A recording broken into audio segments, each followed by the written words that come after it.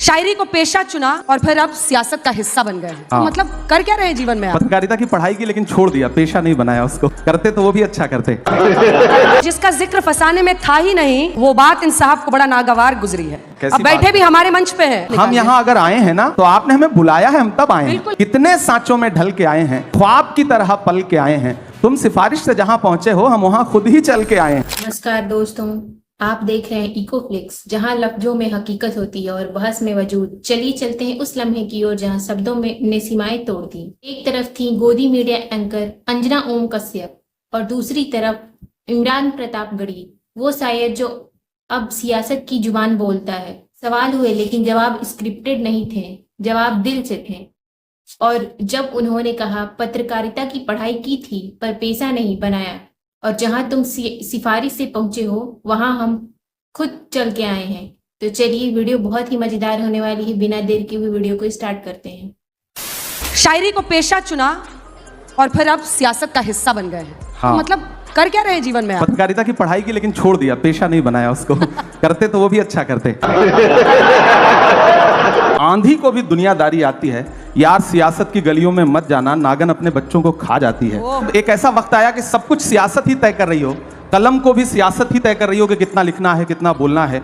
जब पत्रकारों के नाम एक साथ जो है वो फ्रेम करके दुनिया के सामने रखे जा रहे हो कि, तो मुझे लगा कि नहीं, अब चलते हैं सियासत की दुनिया में, देखते हैं क्या कर सकते हैं।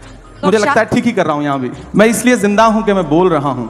दुनिया किसी गूंगे की कहानी नहीं लिखती। मैंने उस भेदभाव को, उस सिस्टम के जुल्म सितम को करीब से देखा है। और मीडिया जब उस दर्द को, उस जुल्म सितम को अपना हिस्सा नहीं बना रही थी। ये जुल्म हो किस पर रहा है?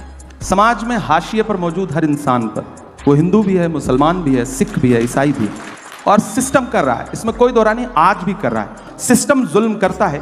इन दिनों थोड़ा बढ़ गया है, आप लोगों ने दिखाना कम कर दिया है, तो हमें और जोर से बावाज़े बुलंद बोलना पड़ता है। बस तो आप क्या दोहरा जीवन जी रहे हैं?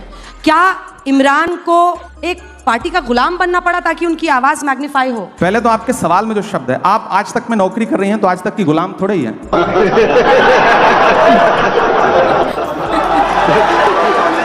हम संस्थान की विचारधारा के साथ सहमत होते हैं। जिस दिन हमें लगेगा संस्थान हमारी विचारधारा से सहमत नहीं है, मेरा अपना जो उसूल है कि मैं पार्टी तो नहीं बदलूंगा, राजनीति छोड़ दूंगा कि या तो इधर खड़े हो जाओ या तो उधर खड़े हो जाओ। आज का दौर ऐसा है कि आप सिर्फ जुल्म को बुरा मत कहो, जालिम को बुरा मत कहो, जो अच्छा है उसका साथ भी दो।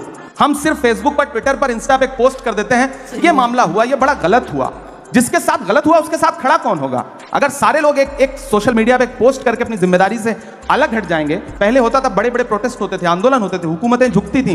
अब क्या है, मीडिया तो आपको दिखाएगा नहीं, तो सोशल मीडिया का सहारा भी लेना है। तो ऐसे में हमारे पास, जिसका जिक्र फसाने में था ही नहीं, वो बात इन साहब को बड़ा नागवार गुजरी है। अब बैठे भी हमारे मंच पे हैं, बताइए। अभी बदत है भाई, अभी बदत है। ये नया भारत है, ये घर में घुस के मारता है।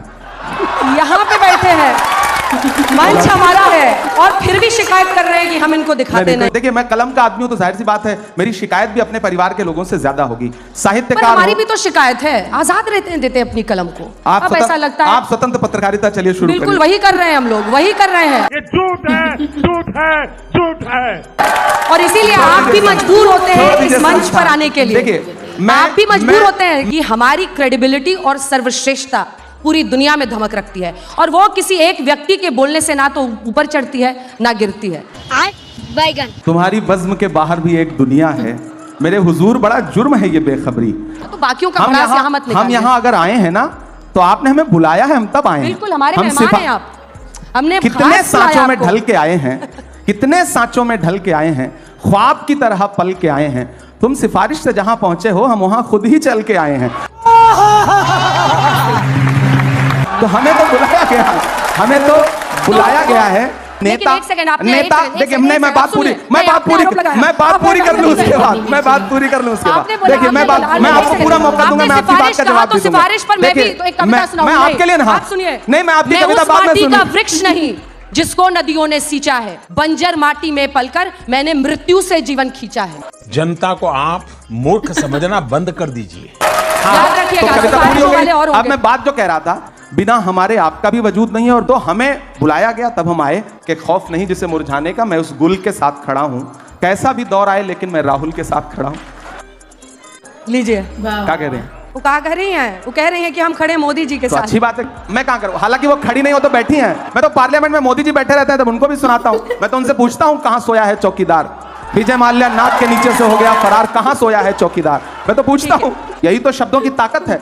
इतना छोटा पहले कभी नहीं हुआ होगा। तो दोस्तों ये बहस टीवी की स्क्रीन पर थी लेकिन असर दिल पर पड़ा। अंजना ने सवाल पूछे लेकिन इमरान जी ने सिर्फ जवाब नहीं अपनी सच्चाई रखी।